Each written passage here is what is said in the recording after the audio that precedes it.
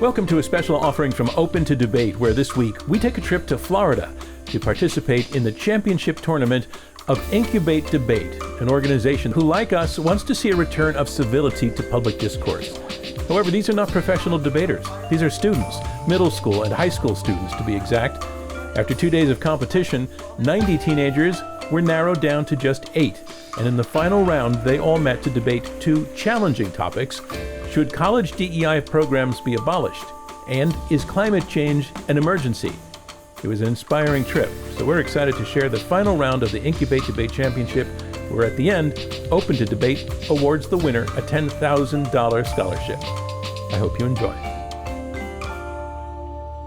On behalf of Open to Debate and Incubate Debate, I present to you the final round of the Incubate Debate National Championship. Now, I present to you Open to Debate's Chief Moderator, Mr. John Don Van.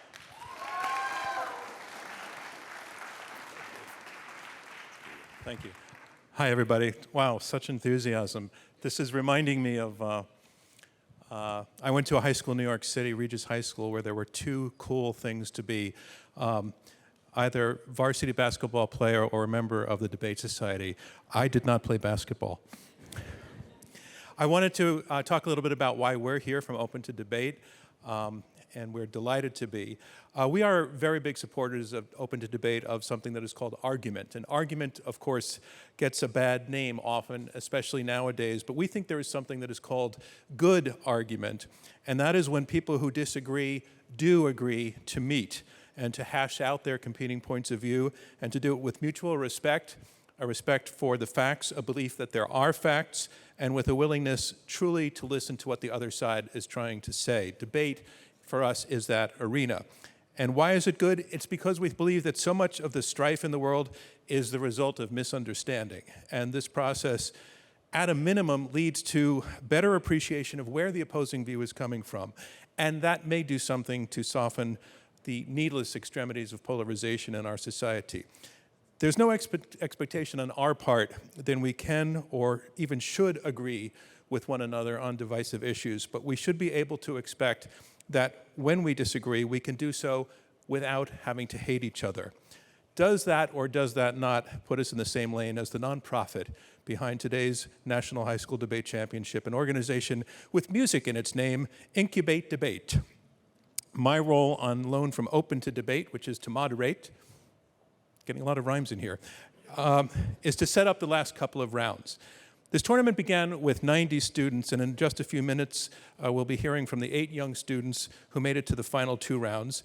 They will engage in respectful debate on 2 topics. First up, should college DEI programs be abolished? The broad outlines of this argument: on one hand, many strongly feel that DEI programs serve an important and overdue purpose of addressing the experience of groups of students on college campuses who describe themselves as feeling disrespected, underappreciated, misunderstood, overlooked, and treated to insulting and belittling interactions on account of their race, gender identity, or disability status.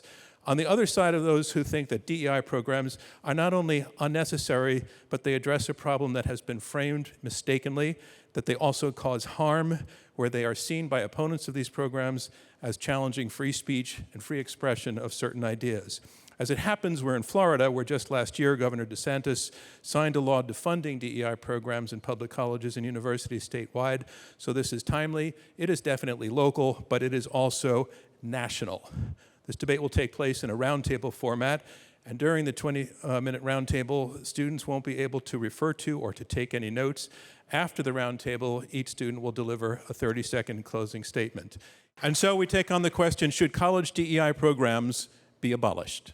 Hello, I'm Gabriella Rothberg, and today we are here to discuss a topic that is so important to all of us, especially those who are going into college now. Should DEI programs be abolished? Now, I believe that they should not be abolished, and I want to set some ground of something that we may be speaking about in the future, whether DEI has gone too far, has failed too much to be saved, or whether reform is possible. I believe that's going to be a big point in the debate. I would like to pass it off to somebody else. Just real quick, I want to see if we can get some consensus here.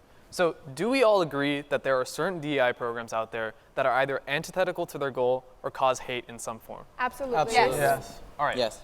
And do we all agree that the background of a student is important to their outcomes? Yes. Yes. Okay.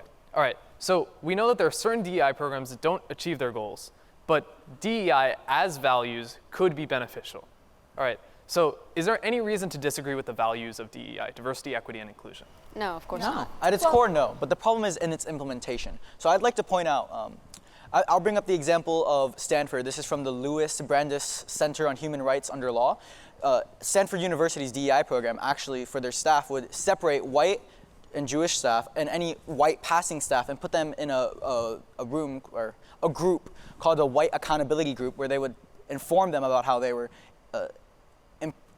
spreading white supremacy. And if this was done to any other group, that would be called discrimination. But the fact that it was because of DEI, it wasn't. And that's the problem. But I think Mr. Abraham had already addressed that point when he talked about we could all agree that there are some DEI programs that have gone a little too far in their search for equality. But I think for the most part, the intent and the foundation that these programs are built on is something we should definitely be working to preserve. And if there are things that are negative about the program, we should work to correct them instead of abolish Yes, absolutely. I Ms. completely Ball, agree you have with something you. to say? Yes, so I think there's an important quote that we all must remember.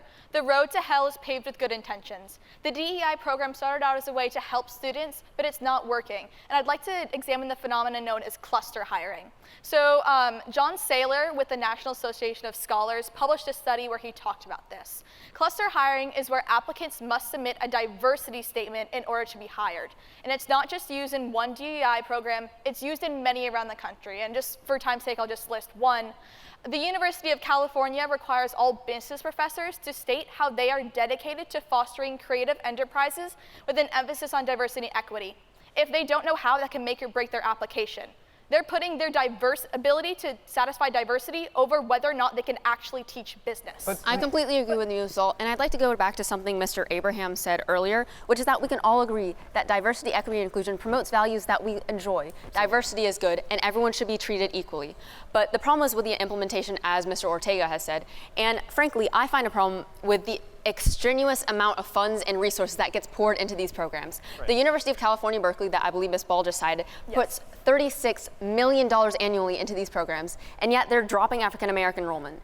And I think that these funds can be better used towards other ways. Well, I'd like to talk about that because when we talk about the implementation of these programs, I think it's very critical that we look at the effects. In fact, according to a research article written by Dr. Vernon R. Paget, students from marginalized groups, including Asian, Latino, Indigenous, African American, and even students who are first generational, perform academically better when colleges have DEI programs and graduate at a higher rate as compared to colleges without DEI programs. Absolutely, but I think it's very important to note the actual implications that DEI has had on campuses. We all saw the disappointing responses that the deans of the most prestigious universities had in response to the question if calling for the genocide of Jews constitutes a violation in their harassment policy. And we saw that these deans became suddenly free speech absolutists, and they defended their students. But had it been white students calling for the genocide of black students, it would have been a different response. And so my issue with DEI is that the application is completely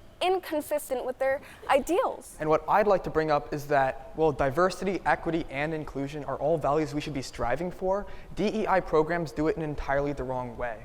I agree with what Dr. Martin Luther King Jr. wrote in his book, Why We Can't Wait, because he said that the best way to fight racial disparities is not through categorizing students based on race, but by socioeconomic status. And I think by ignoring the real problem in our country, which is disparities of socioeconomic status, DEI programs just make race the most important thing about you. I would like to respond to some of the points that were said. So yeah, I am a Jew. I was horrified when I saw what happened after October 7th. But that was the fault of the deans. It wasn't the fault of DEI. Now, I completely agree. DEI has its faults. It is just coming together. Have we ever seen a more accepting time in our world than now? No. And what I saw when I looked at Princeton, Yale, University of Virginia, University of Boston, just to name a few, is that after they saw the issues that they weren't addressing, for example, those with Asians or those with Jews, they started addressing the issues. They started trying to make it more equal for these people. The way we reform is by making sure that we find what every culture, what every religion, what every race needs help with, and let DEI help them with these needs. The Jewish population has been arguably the most prosecuted race, correct? And yes, I agree. And they have the smallest population, correct? Yes. Yet they're not considered a minority by DEI standards. Why is that? When we look at the definition of DEI, we see that they want to be equality. This is what I found from their website: race, religion, ability. I believe income was in there as well. So absolutely, the Jewish population should be included. And by banning it, they will never be included. But what would happen if we added the Jewish population? Of course. Maybe we could finally gain acceptance. Maybe people could learn, because you know what's being taught right now? Nothing about the Jewish culture. People don't really know what we believe.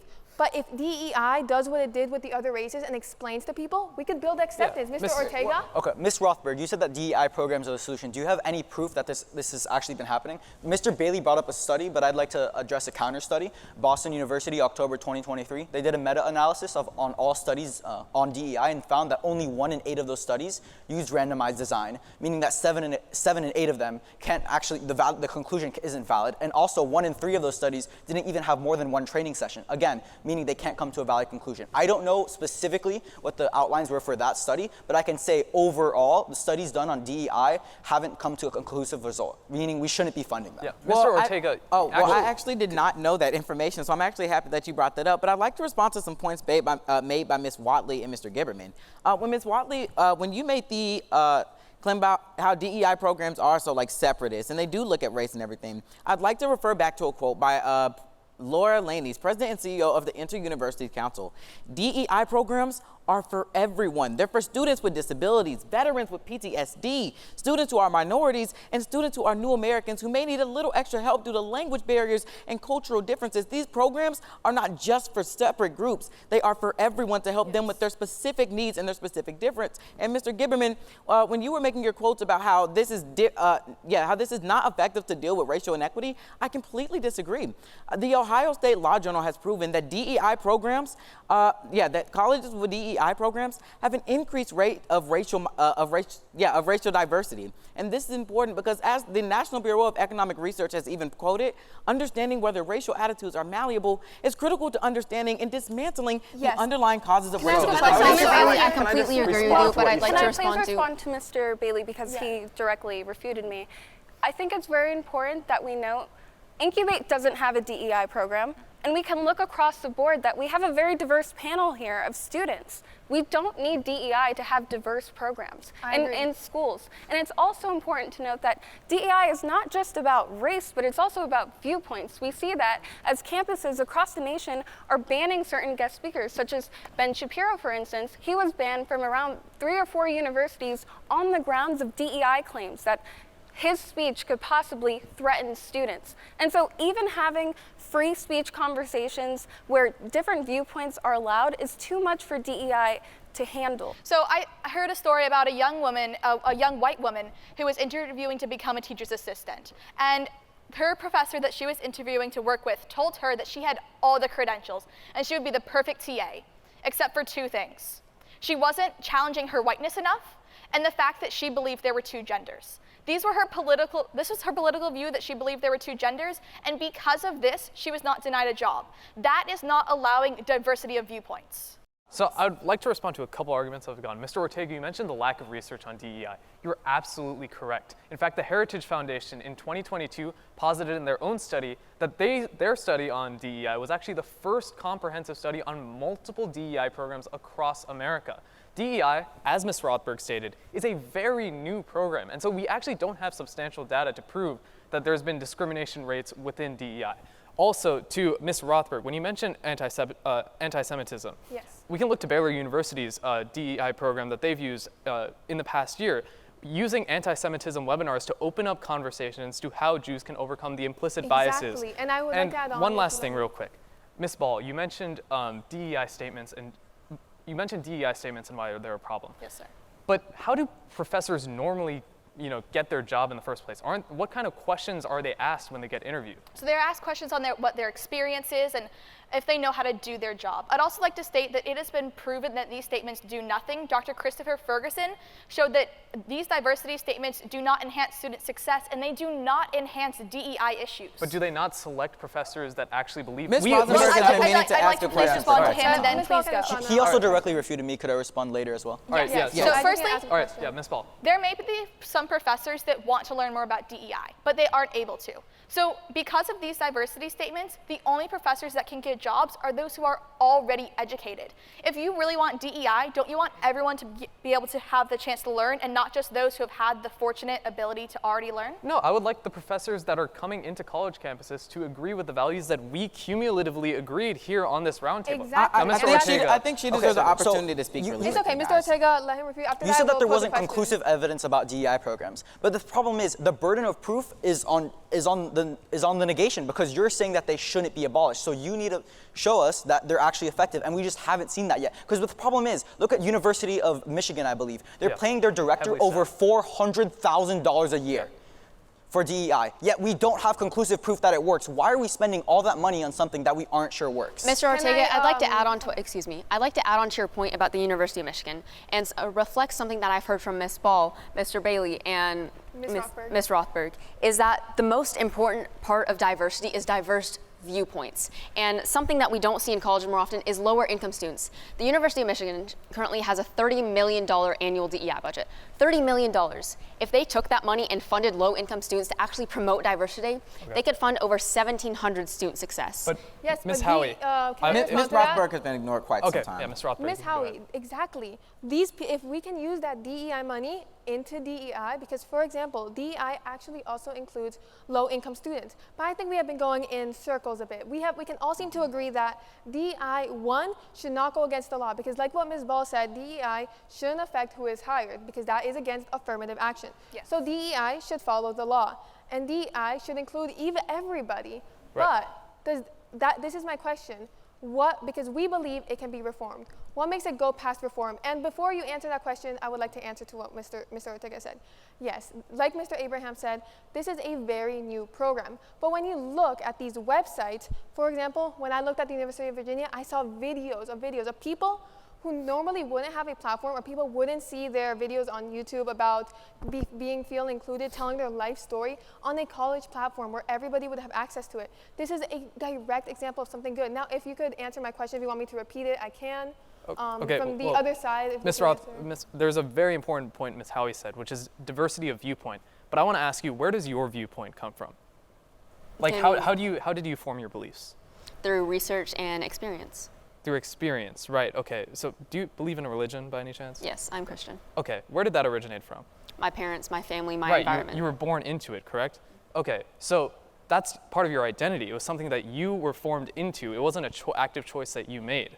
And if we know that tons of students are born into environments that defines their knowledge and identity, why can't we include that in the college space to expand? Go ahead, Mr. Gaberman, because you haven't spoken very much. Thank you. I'd like to refute some of the points and also build off of some of others. If you could answer my question as well. Okay, can you repeat that one more time? What makes DEI past reform?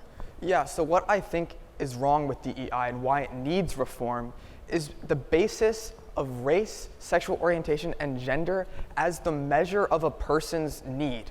Because, well, certain racial groups are marginalized. They do have disparities. The real problem is socioeconomic status. And Mr. Bailey, you said DEI is for everyone, but by definition, that is not the case.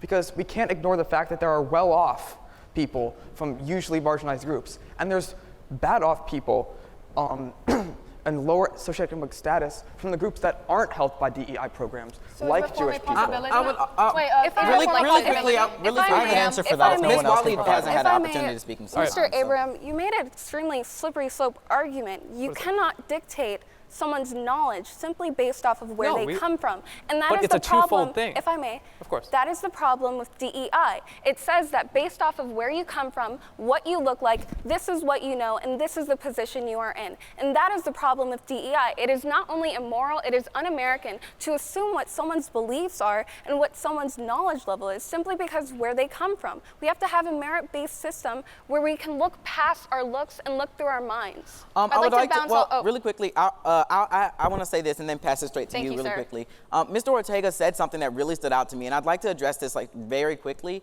There is no burden in Roundtable. One of the very things that I love about Roundtable is that we have the unique ability to be able to come to a conclusion on a topic. And so there is really no burden of proof for one side or another, whereas we can come together and decide on a group opinion. Ms. Wall. Can I respond to that since you can go first. You can go first. So I'd like to add on to Ms. Watley's point and responding to you, Mr. Abraham.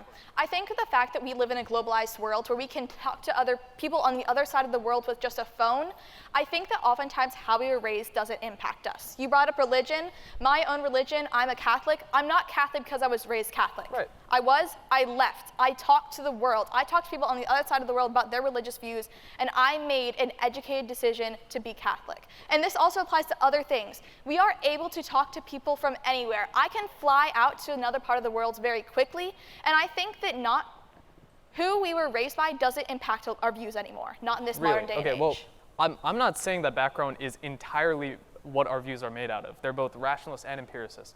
I'm saying that it's a component. It's a component. And that component isn't addressed in a normal college program. I'd like to add on to Mr. Abraham's I would like to give some proof. really quickly. I'd like to add on to Mr. Abraham's point about that. I think it's pretty irrefutable to state that our viewpoints, our opinions are preemptively shaped by our experience throughout life and by the people we surround ourselves by, the things we enjoy and the things we indulge in. They shape the opinions and viewpoints that we present. Mr. Bailey, I agree that those experiences shape our viewpoints, but the problem is just by saying race, gender, or sexual orientation as just an overall label to say, oh, well, that defines your viewpoints, that defines your viewpoints. Like they did at Stanford University, where again, they grouped together white and Jewish staff and told them to listen to a class about white supremacy just because of the way they looked. Look, I agree, viewpoints somewhat does come from like where you were from, but the problem is DEI makes it sound like that's the only thing that matters, and that's our problem. I'd also like to add on that. Ms. Rothberg has had an opportunity in some respond time. to what he said and add on to what Mr. Abraham said. What DEI does is essentially gives these people who have different experiences a platform. But I feel like, yes, we have not proved why that is a good thing.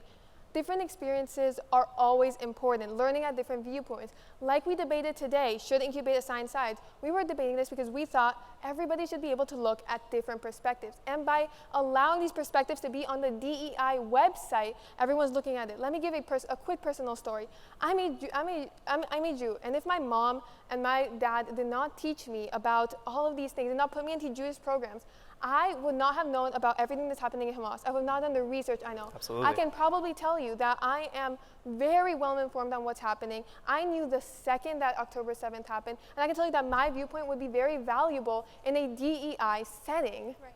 And if I'd like to direct a question towards, I can respond to I haven't spoken in a minute, if I may. I'd like to present a question to Mr. Abraham, Mr. Bailey, and Ms. Rothberg about there's a Claremont Institute study of Texas A&M University that found that despite $11 million going towards the DEI budget, the percent of students who felt they belonged at that school dropped 17%. If that's so, how are diversity and equity? There were. I think there is a causation correlation logical fallacy. There were a number of radical events that happened over that period. COVID-19, the Black Lives Matter movement, the return back to like in-person school in the first place. There's a lot of reasons for belonging, and we have to address all those. Now, really quickly, I would like to ask a general question to everyone. Do we think that it would be possible for us to come to a general consensus on this? Because we've noted that there are some issues with DEI programs fundamentally. Are these issues big enough to omit it? Or are these issues able to be fixed and changed? And the very issue that DEI programs tend to address can be addressed in a more efficient way. If I can respond to Ms. Rothberg and then you can speak. So, like you were posing the question, can it be fixed? Yes. I would say no. All right.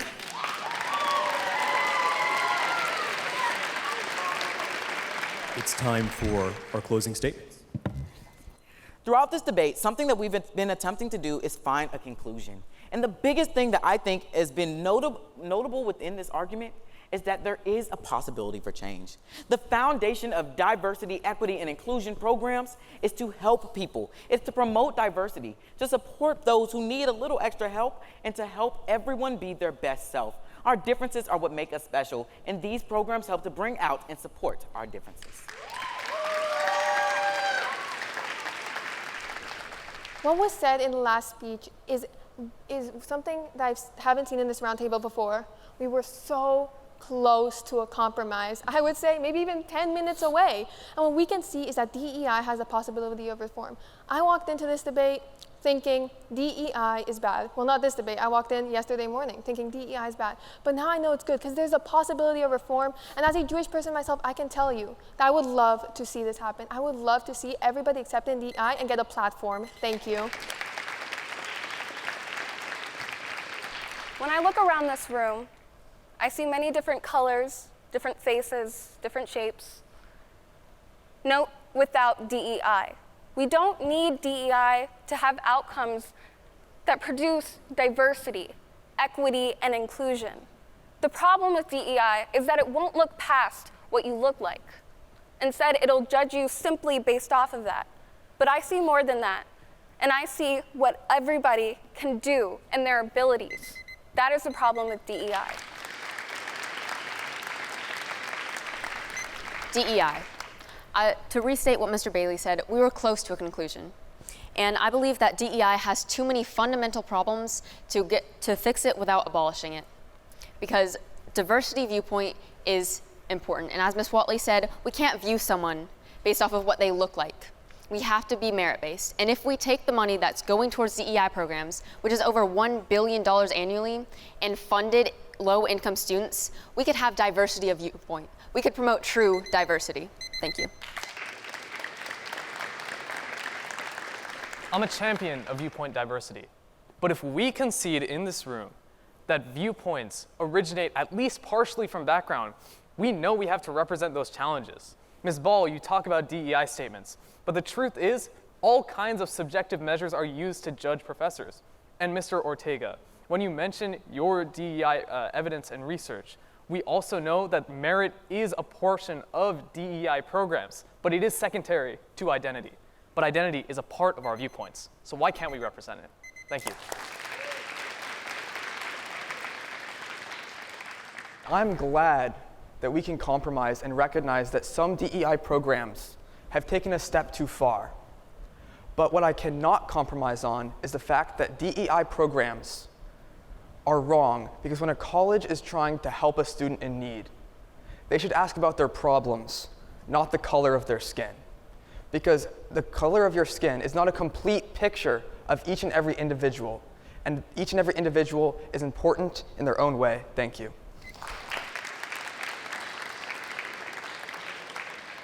I'm an optimist. And that is why I support the abolition of DEI programs. Because I believe that as a global society, we have gone far enough where we do not need the DEI institution to recognize others' viewpoints. As Ms. Watley so brilliantly pointed out, we have a diverse number of people here on the stage without any DEI system. In fact, DEI systems can criticize political viewpoints. If we truly value diversity, equity, and inclusion, we must abolish DEI.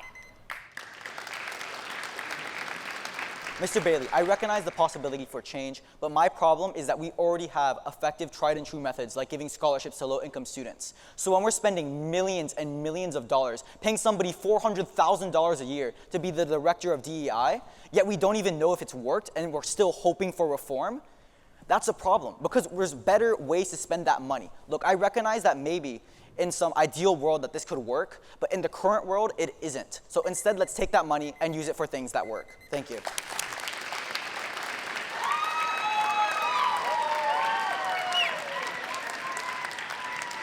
You know, at this point for Open to Debate, I've moderated more than 300 debates, and I was watching these students, and I was just so amazed at how good they were. I was just saying to our CEO, Clea Conner, in the front row, they're as good as any debater and better than some I think we've had on stage. I think we might see some future debaters on our program who are on this stage today. This next round is taking place in the town hall format, and in that format, Each debater will be making a 3-minute speech, after which he or she will face 2 questions from the other debaters. And then for the final round, the first debater who has spoken on each side will get up to make a closing statement. And this final debate takes on the question of climate change. And perhaps a while back, we might have framed an argument around the question of whether climate change is real. Is it really happening? That no longer seems especially interesting, as the consensus is now broad on the perception that, yes, climate change is real. But that leads to a more interesting question, which could be summed up in one word, which is so. So what does that mean for the next phase of human and geological history? What should we be doing in response to the change? A lot or not a lot? The answer to that question hinges both on predictions on the course of climate events and predictions of humankind's ability to do something about those events. It's actually a question that we've taken on more than once at Open to Debate, so I'm looking forward to hearing the 2 sides here debating this fundamental question: is climate change an emergency? Let's please welcome our debaters back to the stage.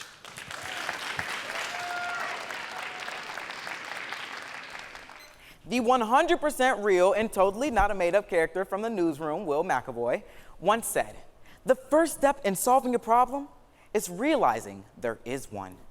And while many may question the validity of this quote, I think it speaks to the state of our climate.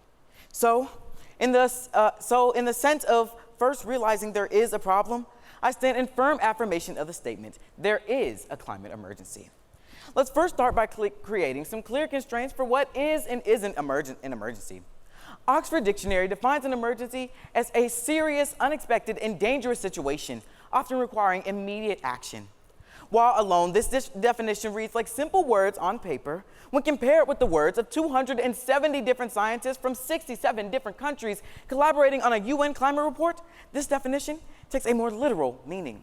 The report reads that our world is in a state of climate emergency, and any further delay in concerted global action will miss a brief and rapidly closing window to secure a livable future. This is our direct definition of an emergency, because not only does it express how serious and dangerous this matter is, but how unexpected it is at this magnitude, and how in order for us to preserve our way of life, we need to act now. Additionally, the effects of a climate emergency are being realized as we speak and will be in our future. According to the Climate Connection sector of Yale, floods, droughts, and heat waves are increasing in both frequency and intensity. And when extreme weather events become the norm instead of an abnormality, it's almost impossible to ignore the inherent link between climate and weather breakdown. This means that as these natural disasters are increasing in frequency and severity, the danger level that our climate poses to us is also increasing. This is backed up by the World Economic Forum's report that by 2050, if climate change continues on its current trend, 14.5 million people will have died and $12.5 trillion will be lost. If 14.5 million lives do not constitute an emergency, I don't know what does. If $12.5 trillion does not constitute an emergency, then there is no emergency. In conclusion, our climate needs our help. But if we look at the amount of loss that we would get if we don't look at this as an emergency, then we are dooming ourselves to an unlivable future. And so, it is for the following reasons that I have already listed that we are in a climate emergency. Thank you.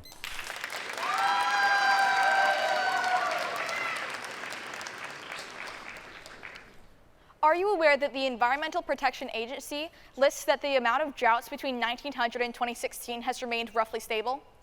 No, I was not aware of that. However, my information directly counteracts that. So if you want to have an evidentiary debate, we can. You say 2050. Why is that date better than all the other dates that past scientists have thrown out?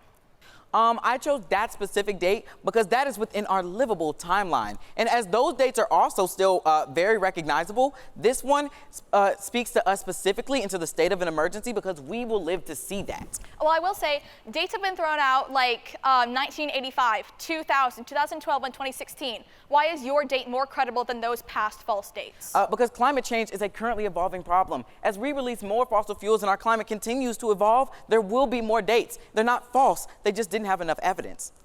Thank you, sir. Great speech.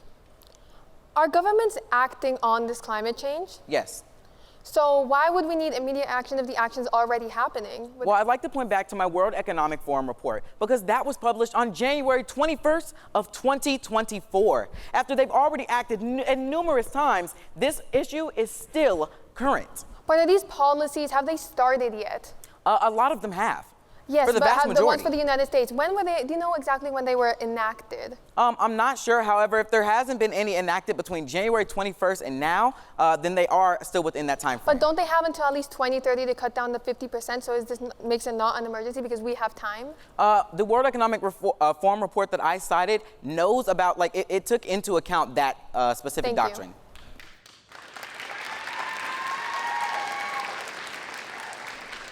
Our surface temperature is higher than ever before, is what Mr. Bailey would like you to think. But here's the issue. We've generalized the last 100,000 years of human history, specialized the previous 100, and radicalized the next 25. You reject the climate emergency because it blatantly ignores human history. Now, how do we know this? Mr. Bailey, you talk about the climate emergency and its definition, which is not only that we have an impending doom coming upon us that we must resolve, but also that there is a time limit. Mr. Bailey, in your questioning, you referenced 2050 as a year we must reach in order to bypass this climate emergency. But here's the thing. Climate does not alter in these kinds of patterns under this sort of conditions. How do we know this? Well, the MIT Climate Portal used over the past centuries of time that is how climate is measured over centuries, thousands of years. But here's the issue. The margin of error between the general trends that we have looked at over time is 25 degrees Fahrenheit, meaning that if you go 25 degrees Fahrenheit above the general trends of the last 100 years and 25 degrees Fahrenheit below, you will find approximately the range of specific temperatures that occurred during that time period. We have no way of knowing the specific temperatures that were occurring 100 years ago, 200, and 300 years ago. But today, we have that information. This is why Mr. Bailey is sounding the alarm, because he sees the trends in the past 30 years of surface temperatures rising at a high rate, 1.9 degrees Celsius. But compare that to human history. Compare that to the range of values that the MIT Climate Portal gave you.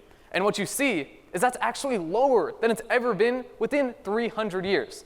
And also, the impact is incredibly important because human innovation from fossil fuels has also provided us the fight against climate change in the first place. But what does recognizing the climate emergency do? It makes us throw those fossil fuels away. My heritage country, India, pledged that their carbon neutral goal would be 2070. What happened when they did that?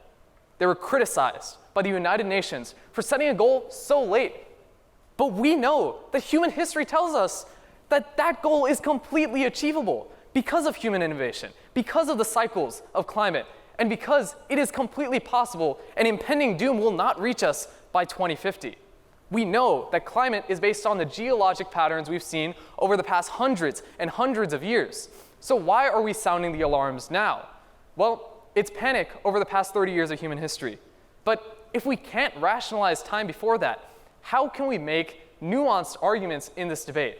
For us to understand there's a climate emergency, the affirmation must prove that the temperatures that are rising now are higher than ever before and will provide an existential threat to humans. I've yet to hear that, and I doubt I will in the future. Thank you. Mr. Abraham, does the Earth's climate change naturally? Yes.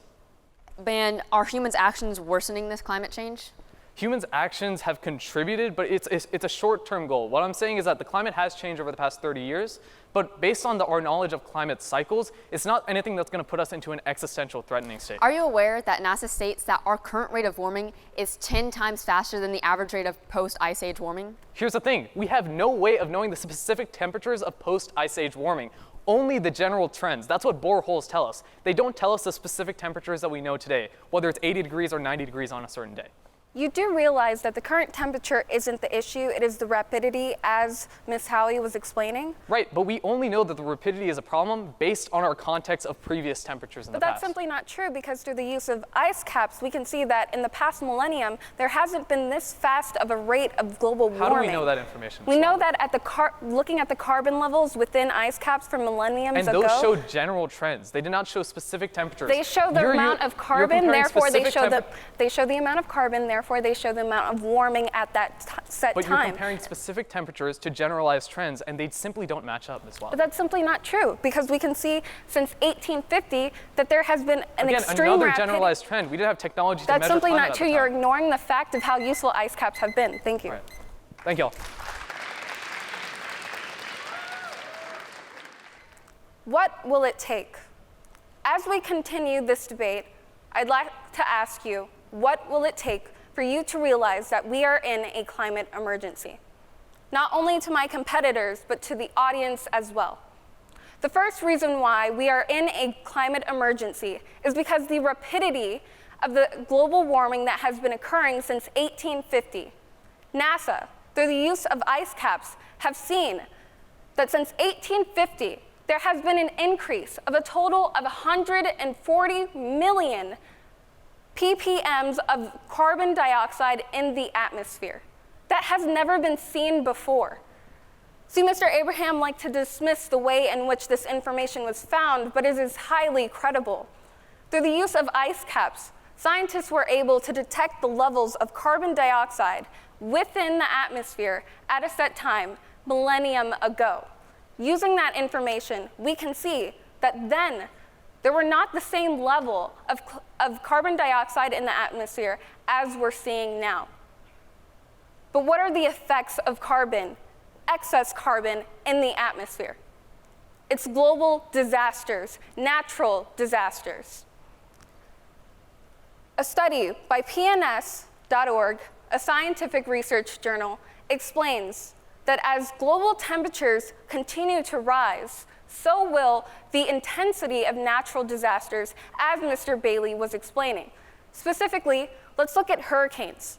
Just not too long ago in Haiti, they suffered a devastating hurricane that wiped out their island.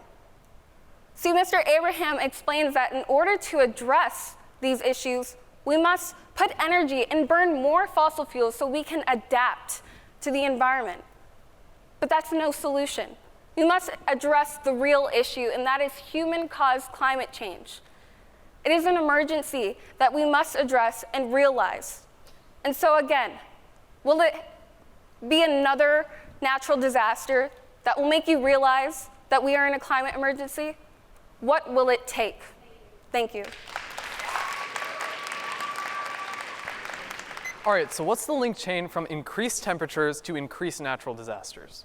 When increased temperatures occur within the global atmosphere, it intensifies natural disasters. Okay, but like, how did we get there? What did it just temperatures going up and now we have hurricanes occurring? We saw that increased carbon dioxide in the atmosphere led to rising temperatures, which then intensified natural disasters such as hurricanes, tornadoes. Earlier you said temperatures led to natural disasters. Now you're saying carbon leads to temperatures, which lead to natural disasters. It's all interconnected, but what is but your how? overarching question? Can you explain how we got from... I just explained, when there are higher temperatures, natural disasters are worsened. That's just basic science. Okay, so if over the course of a year we have, let's say, 10-degree Fahrenheit temperatures, we're going to expect more floods and hurricanes. I'm not sure what your question is. Okay, all right, thank you. So you confirm that we don't have temperature data going back millennium? I'm saying that through the use of ice caps, we can see the carbon levels. So we have access to carbon level data, but we don't have access to temperature data. And carbon levels and temperatures. Do you acknowledge that those are different things? If I may, carbon levels and temperature are directly linked. And so it's not like I'm coming up with... But the problem is, if we don't have any reference for past temperature levels, we how do we know? We do have a reference because the amount of carbon is directly linked to temperature. What is the disconnect? Could you explain that connect a bit more? When there are higher levels of carbon, there are higher temperatures globally. That is a fact. But the problem, that's just based off the last 200 years of data. It's not 200 years. Ice caps go back to a millennium. No, but we don't have temperature data going back. All we have is carbon data going back millennium. Yes, and through the carbon data, we can tell the temperature data. Thank you. Living in Florida, I've had first-hand experience with climate change, whether it be high humidity or high temperatures. But the reason why I don't think this is a significant problem, an emergency, is because we've adapted. Now we have air conditioning. Now we have infrastructure to deal with that. And that brings me to my first point. Our ability to adapt outpaces climate change. Mr. Bailey comes in here and tells us that we're going to see 14.5 million deaths by 2050 if we do nothing. However, I have to ask him, how does that make sense based off past precedent? In the past century, we've seen deaths per 100,000 people go down by 98%. That's Our World in Data 2023. It gathered that data from various governmental sources. So what we're seeing here is our ability to adapt is outpacing this temperature increase. Look, I'll acknowledge that there has been a temperature increase. But what I won't acknowledge is that that denotes climate change as an emergency, because it just doesn't. Even looking at the IMF in 2019, they did a comprehensive analysis on all the effects of climate change on the world economy and discovered that if we did nothing and just let climate change just continue till 2100, there would only be a 7% reduction in world GDP. Just 7%. Whereas Insider Monkey 2024 tells us that the world GDP is predicted to increase by 450%, meaning that 7% really just isn't significant in the long run. I understand that climate change may have some impact on our day-to-day lives, but our ability to adapt as humanity will outpace that, making it not an emergency. Furthermore, calling climate an emergency denotes emergency action, and that emergency action can be harmful. Take a look at Sri Lanka, where Reuters tells us that they're dealing with an economic crisis right now. However, the president still felt the need to ask for $100 billion, 5 times Sri Lanka's annual GDP, to deal with climate change. Even though Sri Lanka had all these other issues, only a public approval rating of 9%. Their people don't have food, their people are going through an economic crisis. The Sri Lankan president still felt the need to focus on climate change, placing climate change above the needs of its own people. And that's the problem. By calling climate an emergency, we're not only ignoring our ability to adopt, we're ignoring the current present problems that carry more weight than the future ones. You talk about our ability to adapt.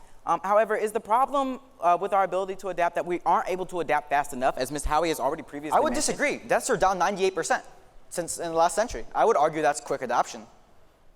Correct. What is the cause of deaths being down by 98%? Improvement in infrastructure, improvement in technology, improvement in GMOs. The list goes on and on and on, and that's just going to continue. In order to build that architecture, in order to build that infrastructure, in order to make that Guess what technology, we needed? Fossil fuels. If you allow me to finish, are we not using fossil fuels and pumping more Exactly. carbon dioxide into our environment? Exactly. And So you admit, if you allow me to finish, and causing the very climate change that we're here discussing as an emergency today. So you admit the reason why deaths are down 98% are because of fossil fuels. Thank you. I'm saying that fossil fuels are indirectly contributing to the emergency, which is the Okay, point that you're you right. directly Look, conceded. No, I agree that fossil fuels are contributing to climate change, but I'm saying that that's outweighed But you by the also fact said that that fossil fuels That's fine. are responsible for our technology and the reason why deaths are down 98%. Mr. Ortega, is human death an emergency? Yes, it is. So the 16,000 people who die every year from climate change is an emergency? I wouldn't actually, I wouldn't say so, because if you look back a century, that's where I believe on the order of about 500,000 a year. So Yes, that and that's extreme, but one that emergency does not 16,000, constitute you're another. not giving any context. That's the problem.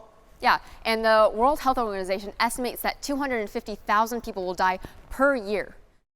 By So is what that year? not Can you give me as climate change worsens? Is that not as an climate emergency? change worsens, by what year? You just threw a number out there. You're saying we're going to go from 16,000 to 250,000 by some unspecified time period? 2050, as Mr. Bailey has presented, and you've But what argued is that we based can off? adapt. How can they predict human adoption? In the past, we've seen that again. Again, I 500,000 completely deaths agree that humans to can only adapt, 16,000. but is part of adapting not solving the issues that are forcing us to Yes, adapt? but the problem is the way we feel that adoption is through fossil fuels. Humans can adapt, but that adaptation takes 2 things: minds and money. And while our opponents, Mr. Abraham, Mr. Bailey, have been focusing on the countries that can afford to adapt, the real climate emergency lies in those that are too impoverished to accelerate at the pace of climate change. Let me tell you about 2 areas in the world that are being hit the hardest. The first is sub-Saharan Africa, countries like Chad and Nigeria, which are so impoverished that famine and food insecurity is the norm for almost all citizens. And in just last year, 2023, floods and droughts caused by increasing global temperatures and climate change, since these countries are so close to the equator, killed hundreds and impacted 1 million in Chad and 2.5 million in Nigeria. That's food insecurity, loss of livelihoods, loss of farmland, loss of lives. I ask you, is that not an emergency? Next, in the Pacific Islands, ocean sea level rising is at double the global rate. They lost 400 islands so far to rising sea levels. Livelihoods, natural habitats, homes being sunk underwater. I ask you, for the people in those islands, is that not an emergency? Warming ocean waters is contributing to both of these countries. Additionally, besides the flooding, besides the droughts, rising ocean temperatures account for 90% of heat absorption from our atmosphere. And the first 100 meters absorb 90% of that heat. That's where people fish in these countries, in these shallower waters close to land. And when they're losing their fishery industries due to climate change, that is an emergency. The very food they thrive on is being threatened. So we should not focus on the countries that can adapt, that can build flood walls, that can invest in new farming technologies. The real countries at risk cannot help themselves. And that's why, as a global community, we need to address the fact that this is a climate emergency. We need to address the fact that these people need our help. And we need to take action against this climate emergency, and we need to do it now. Thank you. Is it important that people in developing nations have hospitals? Yes. Do you think that it's bad that a hospital in the Democratic Republic of Congo was denied because those in the World Bank believed there was a climate emergency and would not let them build it because they were going to use fossil fuels? I think that's bad. I think they should encourage hospitals. I also think using one specific response to a hospital in the center of Africa is not an adequate reason to ignore the facts that millions of livelihoods are in danger. The thing is, that is just one example of calling this a climate emergency when it is not, is actively harming people. I would just like the crowd to acknowledge the fact that if we were taking place this debate in Africa, I think our views would be a lot different when our livelihoods are being destroyed. All right, Mr. Giverman, you say emissions lead to death. So let's take a high-emitting innovation, automobiles, correct? Mm-hmm. You admit that automobiles release a ton of emissions, right? Mm-hmm. But over the course of the past 200 years, we've seen emissions from automobiles go down. Do you want to know the cause for that? Sure. It's catalytic converters. Do you know what is used to fuel catalytic converters? Fossil fuels, I'd yes. assume? So, if you may, all right. I don't think the cause of climate change is what's important here. Whether it's from humans, whether it's natural, whether this is new, or whether this happened after the Ice Age. What matters is whether or not it's impacting lives. But that's what makes it an emergency. Isn't your link chain is based on fossil fuels and doesn't have context? I don't care where climate change comes from. I care about the lives it's impacting. All right, thank you. Don't tell my statistics teacher, but I really don't like her class. However, a few weeks ago, she finally mentioned something interesting. Statistical significance versus practical significance. In that lesson, she explained that statistical significance proves that there is a change, and practical significance proves that the change is meaningful. And we can apply this logic to the climate emergency. Because while we can all agree that climate change is real, it is not meaningful enough to constitute an emergency. But first, let's make sure we're all on the same page of what an emergency is. I try not to use the Oxford Dictionary. I'd like to go with the US Department of Energy's definition, stating that within the next 100 years, climate change will lead to significant human deterioration. And that is just not the case. That's a hefty label to place on a situation. And to place that hefty label, we must have strong evidence. But unfortunately, the evidence for a climate emergency isn't strong because many climate models fail. Yui Dong's a postdoctoral climatologist at Columbia University, and she shows while the general trends of climate models are correct, the specifics are often very wrong. For example, one model predicted the Eastern Pacific would cool when in fact the temperatures rose. But this isn't just one isolated incident. Dr. John Christie disproved the idea that temperatures are increasing threefold. Instead, temperatures have remained with the same rate of warming since 1979.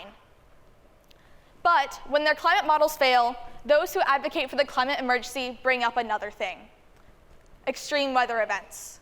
The thing is, however, these extreme weather events have not increased in frequency, unlike Ms. Watley's claim. If we look at the Environmental Protection Agency, the number of droughts between 1900 and 2016 stayed the same, and the number of tornadoes has actually decreased in 2014 from the numbers in 1954. And the National Interagency Fire Center shows that wildfires have been on a decrease since 2005.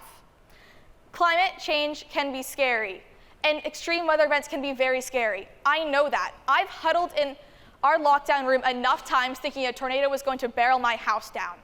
But we cannot be scared, because fear does things to people. And when we are scared, we take drastic action. Just as I stated with that hospital in the Congo, because the World Bank was scared, they said there was a climate emergency when they did not have the substantial proof. It hurt the people in the Congo. Those people died. We cannot place labels without significant proof. And unfortunately, we just don't have the significant proof to prove that there is substantial human deterioration. Thank you, everyone.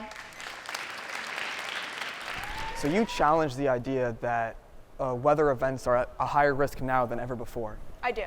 And if sea levels are at an all-time high since we've started measuring them, which is over 20 years, according to the World Meteorological Organization, then wouldn't that increase the risk of flooding or the severity? Well, it's shown that hasn't. Actually, flooding has already caused billions of dollars, hundreds of deaths, and millions of homes to be destroyed in the Pacific. That's terrible, but how do we know that that hasn't already been happening? We know that hasn't already been happening because the sea levels are hotter and higher now than ever before, which increases the severity. Real quick, 1,000 years ago, there weren't people to record all those floods. I'm not talking about 1,000 years ago. I'm talking since we've started measuring it. I know, but how are we supposed to know that before we started measuring things were not the same? I don't think it matters if it was the same then. It matters it's the same now, and right now it's an emergency. I don't believe that. Can you tell me what you found when you researched the climate models? I found that a lot of times the climate models do not hold up in their specifics. Can you further explain this, please? Yes, so as I stated, the trends with the Eastern Pacific were incorrectly calculated. Also, the idea that warming has increased by threefold is not true. The rate of warming is a lot lower. But climate models have also found that they cannot replicate today's climate without adding the carbon dioxide caused by human activity. All right, so sometimes climate models are right, sometimes they're wrong. The thing is, we can't use something that uncertain to declare such a hefty label. But isn't every model different, done by different institutes? Shouldn't it be the institutes that should be reliable instead of the model? Sorry, yes. Answer that. And when they're all wrong, at least partially, we know there's an issue. Okay, thank you. A mother spent 16 hours searching in the water for her daughter, who had sadly died from a flood. This flood was exacerbated by at least 12% by climate change. Let's remember the name of this girl, Stacy, whose death could have been prevented if we had started earlier. Now, we have already stated that there is a climate emergency. We know that climate change is happening, so let me take a different approach. Why is this an emergency? It is because we are not acting fast enough.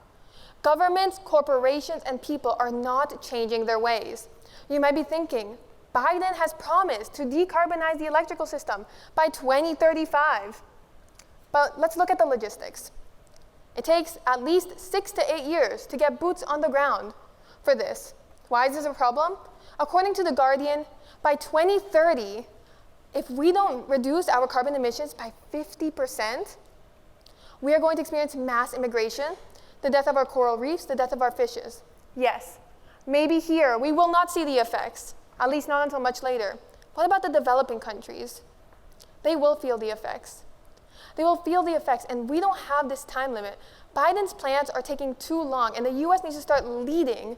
Yes, we are the leader right now, but we are the best out of the worst, and that is not a good thing. Now, I will be responding to some of the points.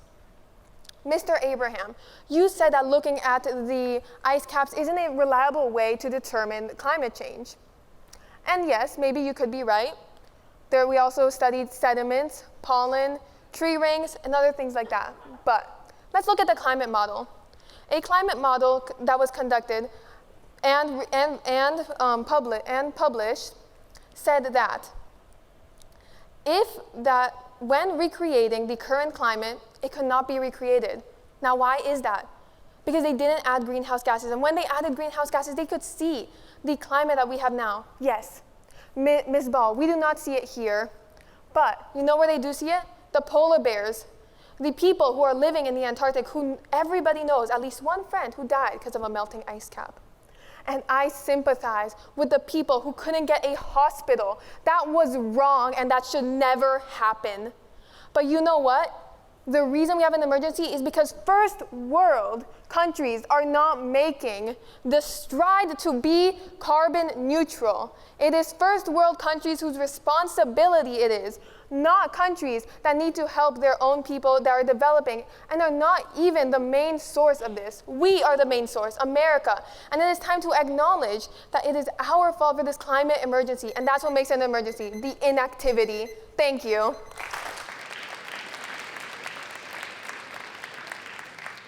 I think no matter which side we're on, can we both acknowledge that developed countries are taking action to fight climate change and try to adapt?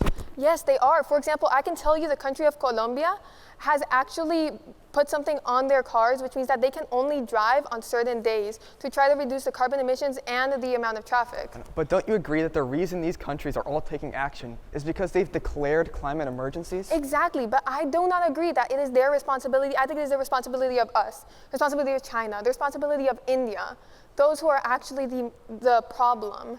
Exactly, I completely agree. Thank you. The goal here is to keep deaths to a minimum, right? I would believe so. Why do you think that switching by calling climate an emergency is the best way to do that? If we've been dependent on fossil fuels and we've seen a 98% reduction in deaths. Because if we don't call this climate change an emergency, then governments are not going to take the immediate action that constitutes an emergency. Now, why is this bad? Do you have proof that climate change is actually going to cause more deaths?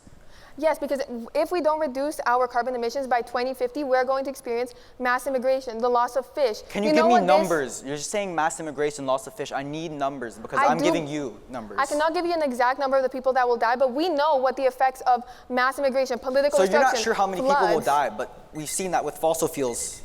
But we've reduced it. Okay, thank you. Help! Somebody help, please.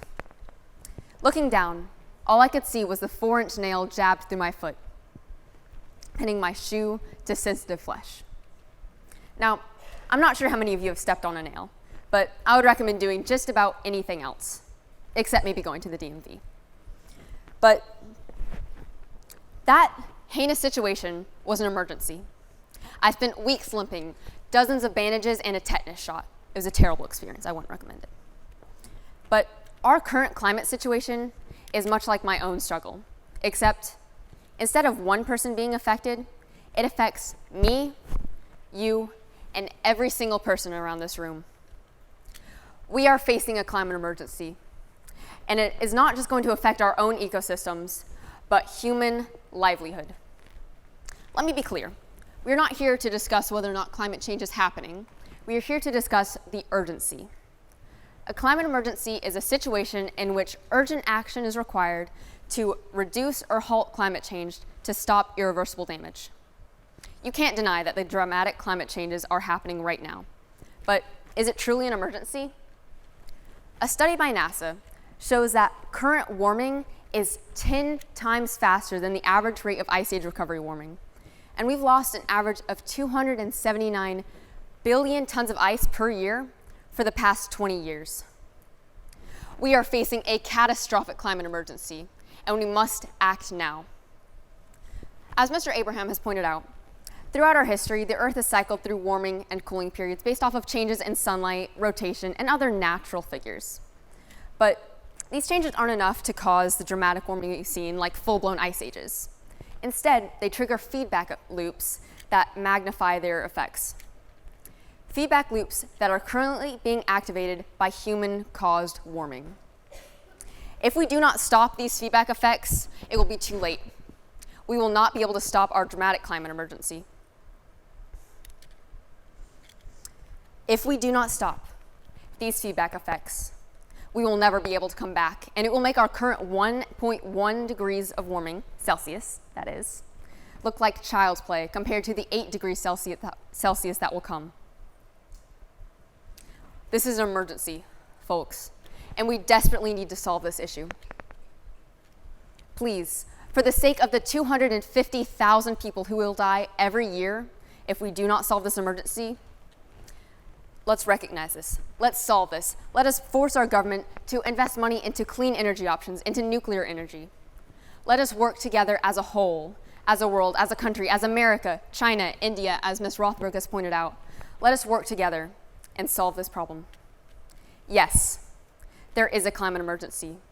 And if we do not take urgent action now, it will be too late. Thank you. Amazing speech, Ms. Howie. Do the 200,000 lives lost to climate change that we are expected to see not constitute an emergency? It is absolutely an emergency, and the over 16,000 people who die every year now is an emergency as well. Now, when Mr. Abraham made claims about there not being enough information, is this not an attempt to discredit an entire basis of science to figuring this stuff out? It is absolutely discrediting it, and it's discrediting decades worth of science that have proven that, as Ms. Rothberg and Ms. Watley have said, that ice cores are provable. And finally, is the issue with our temperature not that it is inherently rising, but that it is rising too fast for us to adapt? Absolutely. As I said, it's 10 times faster than what we're used to, and it will make that our 1 degree seem like child's play compared to the 8 degrees that will come. Thank you. Speaking of a plan forward, is Mr. Abrams and Mr. Ortega's plan to burn more fossil fuels to adapt to climate change reasonable at all? No, it's absolutely not reasonable.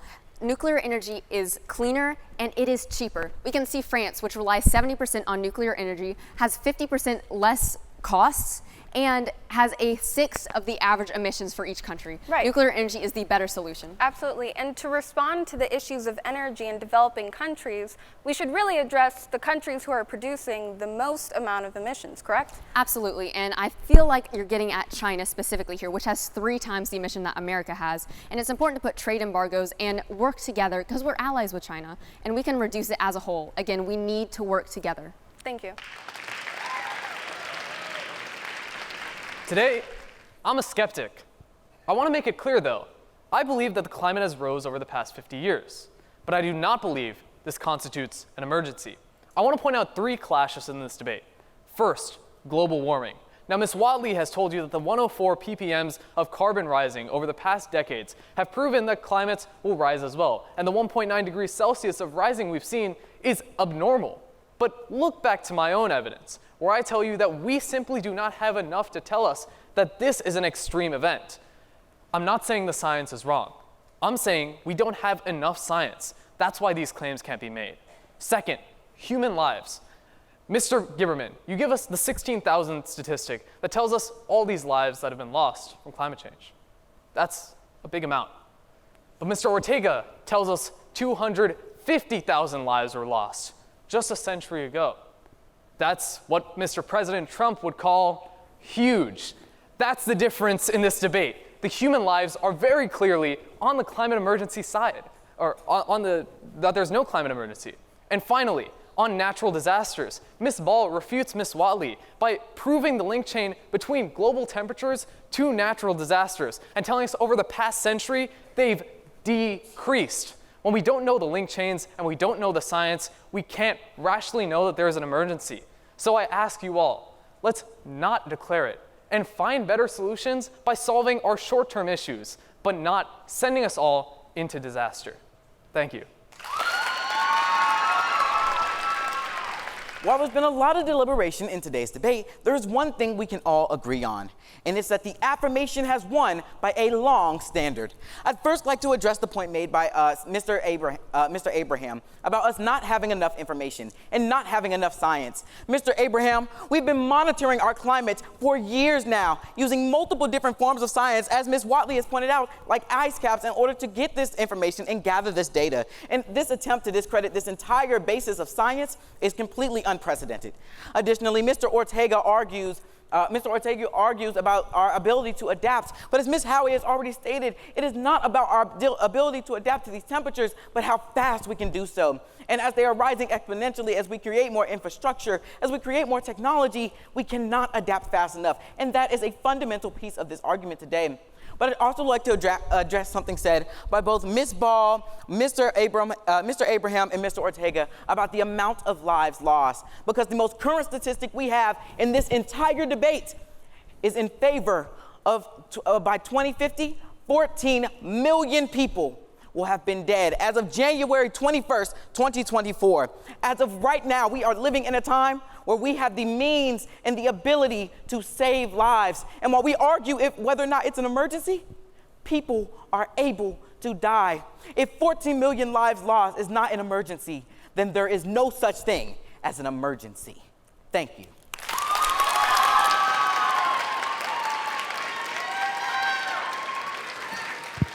And that is a wrap on the town hall. I just want to say, as part of my parting comment, when we do our debates at Open to Debate, what we often hope for and encourage our debaters to demonstrate is that they can disagree with each other in a way that communicates mutual respect and civility, and really, really make it obvious to the audience that they truly are listening to one another. It's a very hard target for a lot of people to hit, but the 8 of you hit it so beautifully, so impressively. I just think that you set a model for our debaters, and I want to thank you for the way that you did that.